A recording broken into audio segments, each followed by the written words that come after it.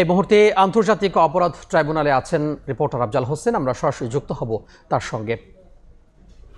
জুলাই আগস্টের হত্যাযজ্ঞের যে ভিডিওগুলো আজকে ট্রাইব্যুনালে উপস্থাপন করা হলো এবং এই 17টি ভিডিওর দেখে যেটি বোঝা যাচ্ছে এবং ট্রাইব্যুনালের প্রসিকিউশন যেটি বলছেন যে নির্বিচারে শুধু গুলিই করেনি, একেবারে গণহত্যা চালিয়েছে। এবং এই ভিডিওগুলো যখন একে একে প্রদর্শন করা হচ্ছিল, ট্রাইব্যুনালের দুজন বিচারপতি তারা দেখেছেন এবং ওই সময় ট্রাইব্যুনালে যারা উপস্থিত ছিলেন, অনেকেই শহীদ পরিবারের সদস্যরাও ট্রাইব্যুনালে উপস্থিত ছিলেন। তারা আসলে কাঁদছেন, কেউ আবেগপ্রবণ হয়ে পড়েছেন এবং আমরা দেখেছি যে কাঠগড়ায় বসে এই মামলার যে সাক্ষী, এই মামলার যে আসামি ছিলেন সাবেক পুলিশ প্রধান চৌধুরী আব্দুল আল মামুন, তিনিও কিন্তু আবেগপ্রবণ হয়ে পড়ছেন এবং তাকেও বেশ কয়েকবার চোখ মুছতে দেখা গেছে।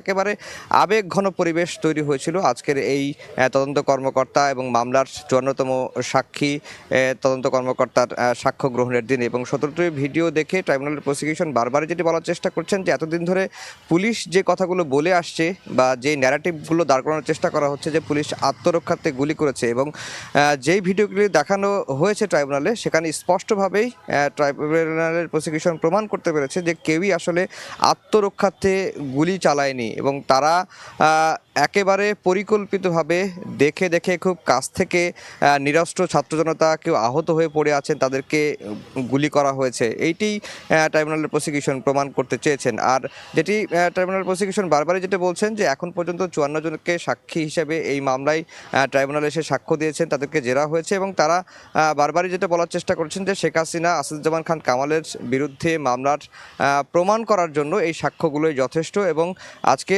54তম সাক্ষীর জবানবন্দি শুরু হলো, তার জবানবন্দি শেষ হইতে আরও 2-1 দিন সময় লাগবে এবং এরপরে মামলার যে স্টেট ডিফেন্স রয়েছেন তিনি এই সাক্ষীকে, তদন্ত কর্মকর্তাকে জেরা করবেন। জেরা করার পরে এই মামলাটির রায়ের জন্য, অর্থাৎ এই মামলাটির যুক্তিতর্ক উপস্থাপন হবে, এরপরে রায়ের জন্য যাবে। এবং এর আগে আজকে সকালবেলা প্রয়াত বদরুদ্দিন ওমরের যে জবানবন্দি, যিনি তদন্ত কর্মকর্তার কাছে 14ই ফেব্রুয়ারি দিয়েছিলেন, সেই জবানবন্দিটাকেই সাক্ষ্য হিসেবে গ্রহণের আদেশ দিয়েছেন আন্তর্জাতিক অপরাধ ট্রাইব্যুনাল। এই ছিল ট্রাইব্যুনাল থেকে আমার কাছে সবশেষ খবর।